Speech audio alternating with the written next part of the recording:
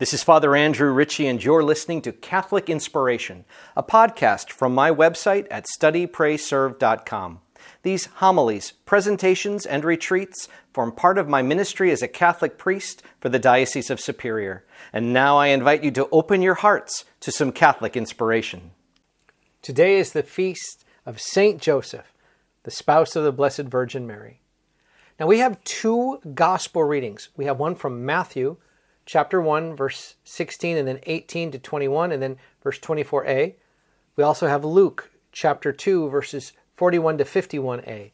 I want to zero in on Matthew and just reference Luke.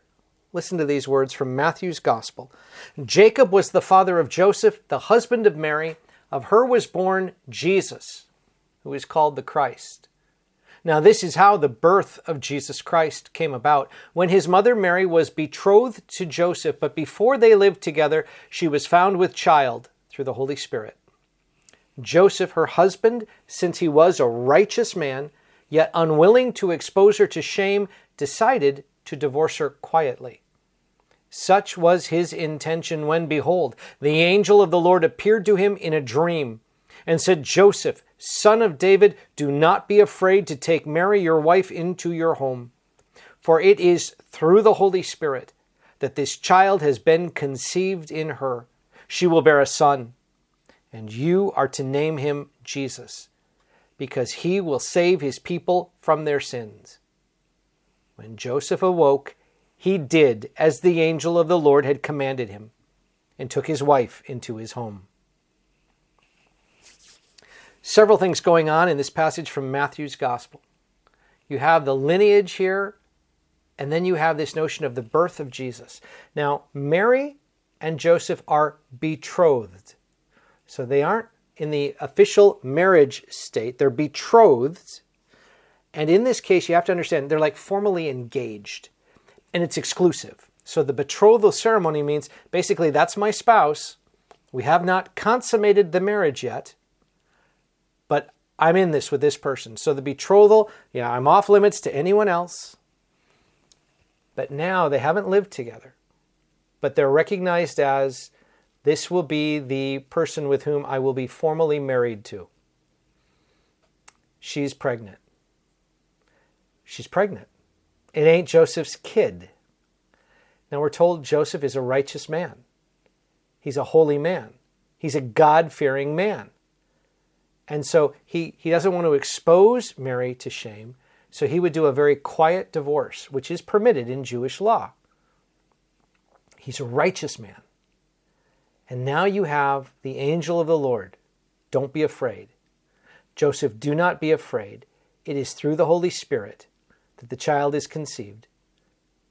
This child you will name Jesus, and he will save the people from their sins.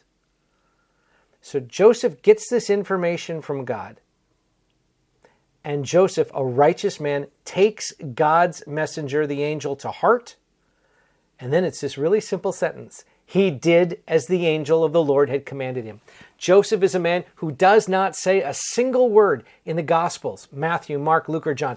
Never speaks a word. Joseph is a man of action. He is the quiet, solid backbone of the Holy Family.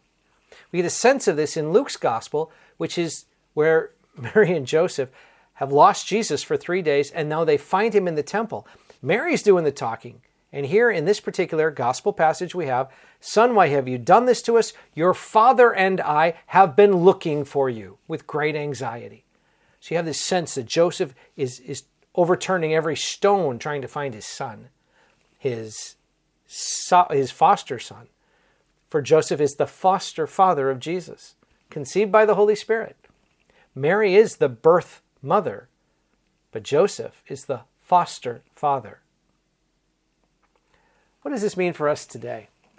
First, we can have a great example in the person of Joseph, to be righteous, to seek to be in right relationship with God and with others, to seek holiness, to seek to carry out what the Lord commands.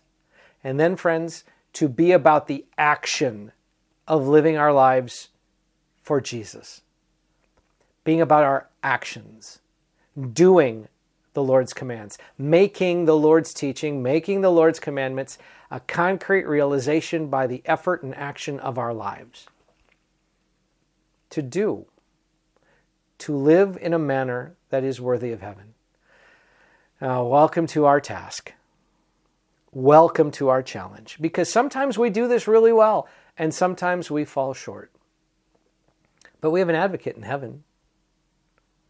I've always been drawn to St. Joseph, and I find it rather humorous that here I've been podcasting for well over 10 years. I got 4,000 podcasts. I've done a lot of talking, but I'm drawn to the man who never says a word in the Gospels. He doesn't speak. Rather, he reveals his character. He reveals his faith by what he does. May we take a page out of St. Joseph's book, and may we live our lives in a manner that whether people ever hear a single word we say, they'll know our love for God by the way we live. God bless you all. This is Father Andrew, and I hope this podcast inspires your faith. Now, if you found it helpful, please share it with a friend, and you can help me by leaving a rating and a review. I keep all my listeners in my daily prayers, and I ask for your prayers in return. God bless you, my friends.